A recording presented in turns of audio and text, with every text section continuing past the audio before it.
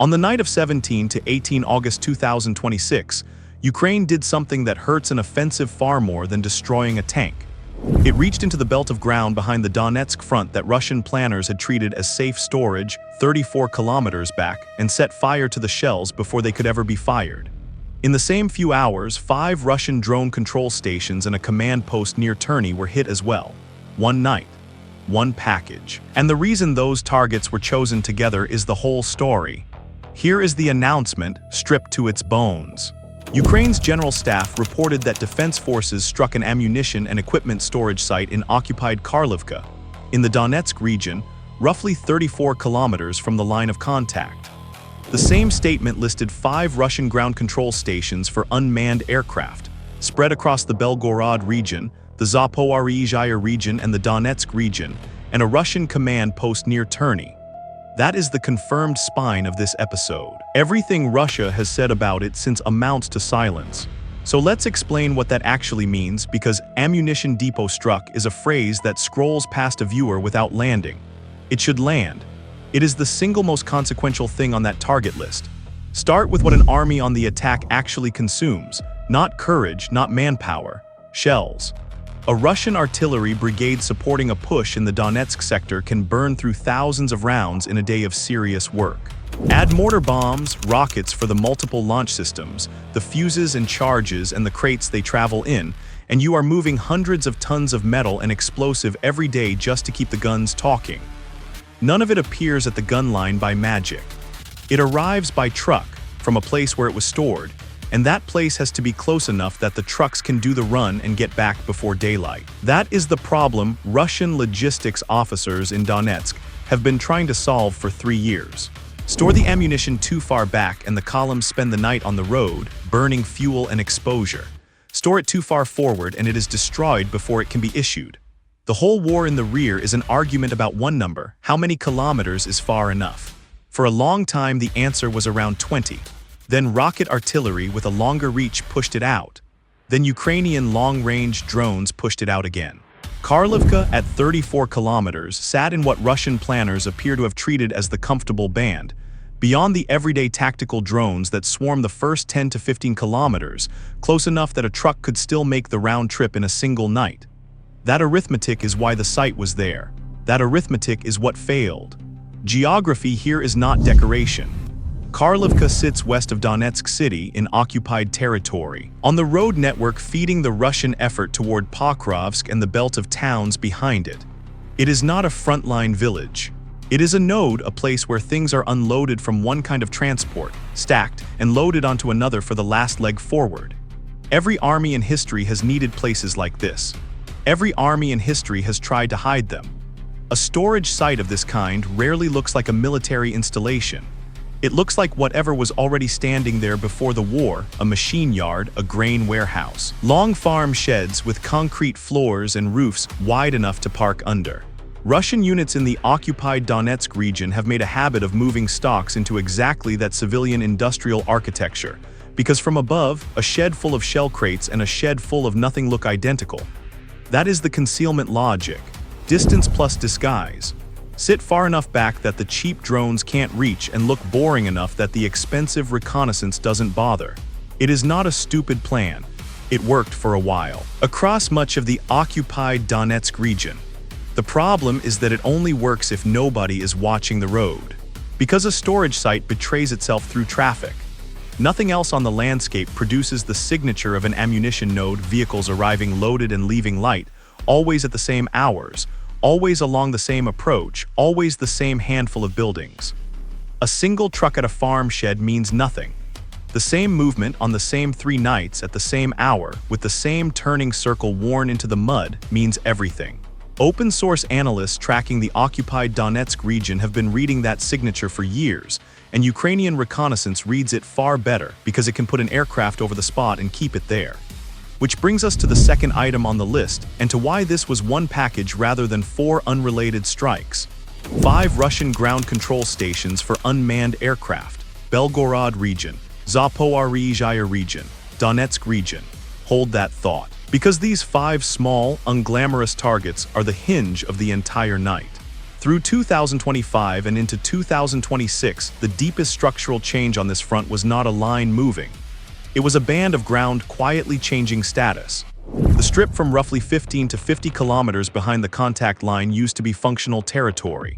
You could park a repair company there, run a field hospital, a fuel point, a battalion staff, a stack of ammunition, and expect it to still be there in the morning. Rear area meant something.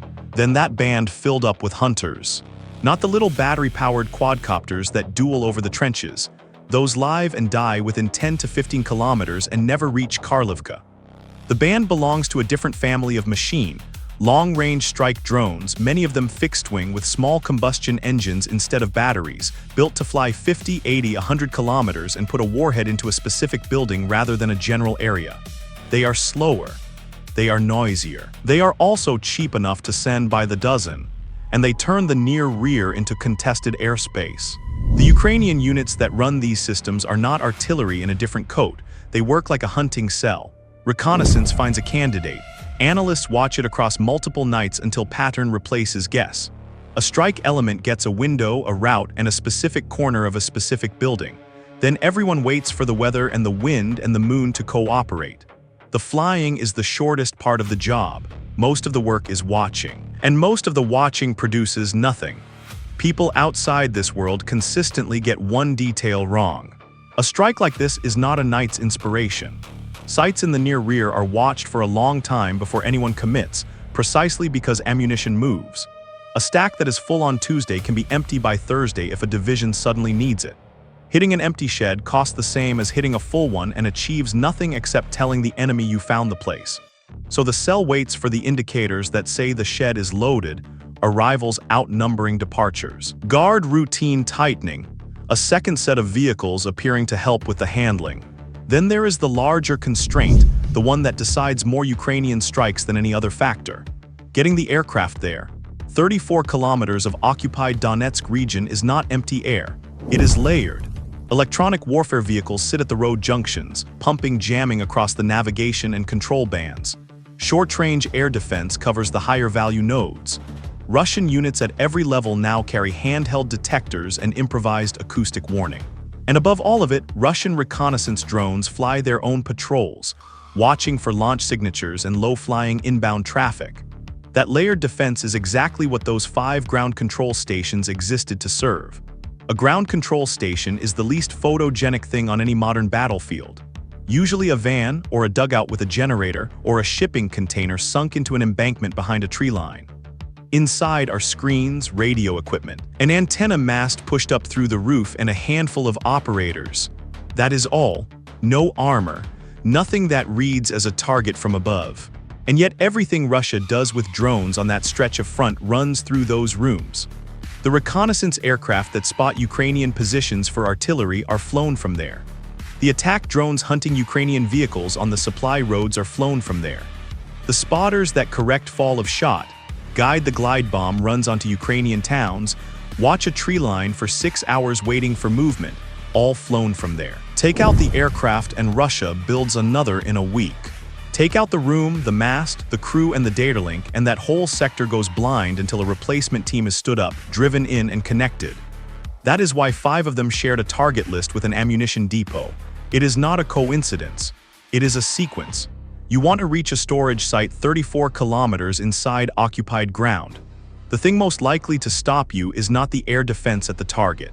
It is the Russian eyes in the middle distance, the reconnaissance drones flying their patrol boxes, the operators who see an inbound track and phone it forward, the warning that gives a depot garrison the 90 seconds it needs to react. You do not remove eyes by shooting at the aircraft. You remove eyes by reaching the people flying them. So here is how a night like this unfolds. It runs on a clock, and every element on that clock exists to buy time for the one after it. It begins in the dark, hours before anything reaches Karlovka. The band of occupied ground between the front and the target fills with movement that is deliberately hard to read, decoy tracks, aircraft on routes that lead somewhere other than where they end, launches spread across enough of the front that no single Russian sector commander can tell whether the traffic crossing his patch is aimed at him or merely passing through. The control stations are the first thing to go quiet. 3 regions, 5 locations, roughly the same window. A van behind a tree line in the Belgorod region. A dugout in the occupied part of the Zaporizhzhia region. Sites in the Donetsk region. There is no dramatic explosion to describe here, and no one should invent one. A warhead on a soft-skinned vehicle with a generator and an antenna mast produces a short, violent, unspectacular event. The mast comes down, the generator stops, the screens go black. What matters is the 60 seconds after. Somewhere forward, a Russian battalion staff is watching a video feed from a reconnaissance drone. The feed freezes. They call the crew. Nobody answers. They call the next station along the line, and that one does not answer either. Whatever picture Russian commanders in that sector had of the airspace behind them, they no longer have, and the fastest thing anyone can do is start driving replacement teams toward positions that have just been demonstrated to be known. That is the gap. It is not large, but it is the gap the rest of the night flies through. The command post near Terny goes into the same window. Terny sits in the north of the Donetsk region. In the fighting that has ground back and forth through woodland and villages, along that axis for years, a command post at that level is where the sector's picture is assembled, where reports come in from subordinate units, where artillery is prioritized, where someone decides which of tonight's 3 problems gets a response and which 2 are told to wait. Take that node out at the same moment the drone stations go dark, and you have not just blinded a sector. You have removed the place where blindness gets managed. Nobody is left with the authority and the information to say the pattern of these strikes suggests the next one is Karlovka, wake the depot. And the depot is the point. Everything else on the list was working for it. The site at Karlovka is an ammunition and equipment storage location. That is the description in the General Staff's own statement, and the second half of the phrase matters. Equipment as well as ammunition, not simply a shell dump. A handling node, the kind of place where vehicles, spares, and stocks share a yard because the same crane and the same loading ramp serve all of it. The final approach is a matter of minutes. The aircraft comes in low, below the horizon line of anyone standing at ground level until the last moments, holding a heading toward a place studied on imagery until every roof edge is familiar. The aiming point on a storage building is never the middle of the roof. It is the corner where the imagery showed the vehicles stopping and the handling happening, because that is where the crates are stacked and unbagged, and that is where a fire will find something willing to burn. Then the site does the rest of the work itself.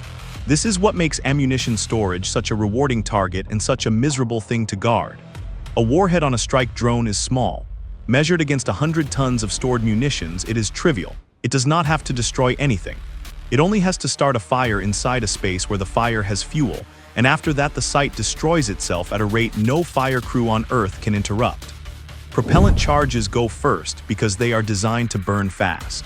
Then the heat reaches the projectiles, and stored shells begin to cook off, some detonating in place, some launching sideways out of the stack to land elsewhere on the site and start a second fire. Anyone who has watched a depot burn knows the rhythm. A small initial flash, a pause of a minute or two that looks almost anticlimactic, then a rolling series of detonations that goes on for hours and throws burning debris hundreds of meters. There is no firefighting response to that. There is only a cordon and a wait.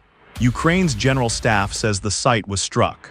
It has not published an independent damage assessment, no Russian source has acknowledged the loss, and no third party has confirmed the scale of what burned.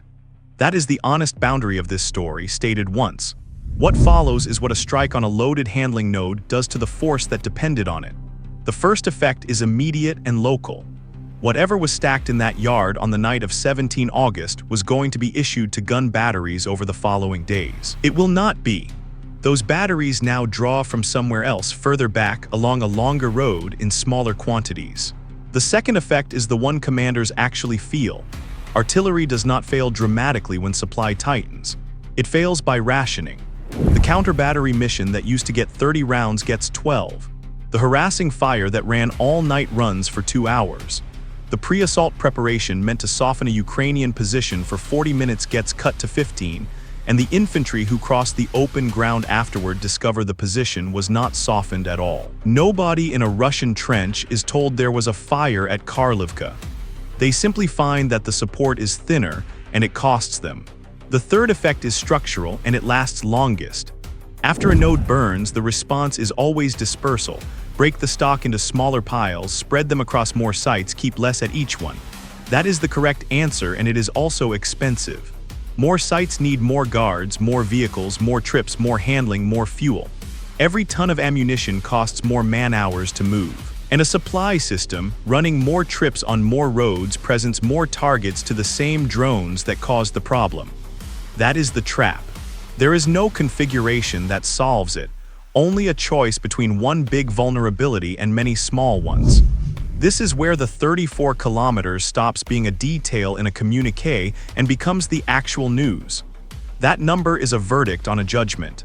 Somebody in the Russian logistics chain looked at the map, looked at the threat picture, and decided 34 kilometers was the distance at which stored ammunition could be considered secure enough to justify being close to the guns. That was a reasonable call under the conditions of 2023. Under the conditions of August 2026, it was a bet and it lost, which means the next stock has to sit further back. 50 kilometers, 60 further, and every kilometer added is added to every truck run every night forever. It is a permanent tax on the Russian effort in the Donetsk region, paid in fuel, in vehicle wear, in driver hours, and in the simple fact that ammunition sitting on a road at 4 in the morning is ammunition not available to a battery at 4 in the morning. Now close the loop on those 5 control stations, because their significance outlives the night. They were not chosen to make a tally. They were chosen because they are the cheapest possible way to buy freedom of movement in the near rear. Russia's drone operators are the reason that band of ground is dangerous for Ukrainian units. Take out 5 rooms full of screens and antennas, and for a period measured in days rather than hours, Ukrainian reconnaissance flies more freely, Ukrainian supply roads are watched less closely, and the next package of strike aircraft crossing that ground meets a thinner net than the last one did. That compounds. Every control station removed makes the next depot easier to reach. Every depot removed thins the artillery that protects the control stations. It is a loop that tightens on itself, and running it is the actual campaign, not any single night's target list. Which is why the night should not be read as one event. It was an increment. Through the summer of 2026, Ukrainian General Staff dailies have logged this same shape over and over. Storage sites, control stations, command posts, fuel points, repair yards. The unglamorous machinery standing behind every Russian assault in the Donetsk region. Karlivka was one entry in a ledger that has been filling week after week. The value is not in any single line. It is in the accumulation and in the fact that Russia has to rebuild each thing it loses while continuing to attack. One more thing about the choice of target, and it goes to what this channel means by a strike being worth the aircraft. A drone put into a tank destroys a tank.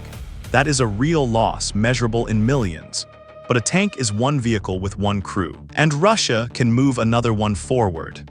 A drone put into a loaded ammunition node removes the ability of many guns to fire for days, degrades the fire support for an entire sector's worth of infantry attacks, and forces a permanent redesign of how supply reaches that sector.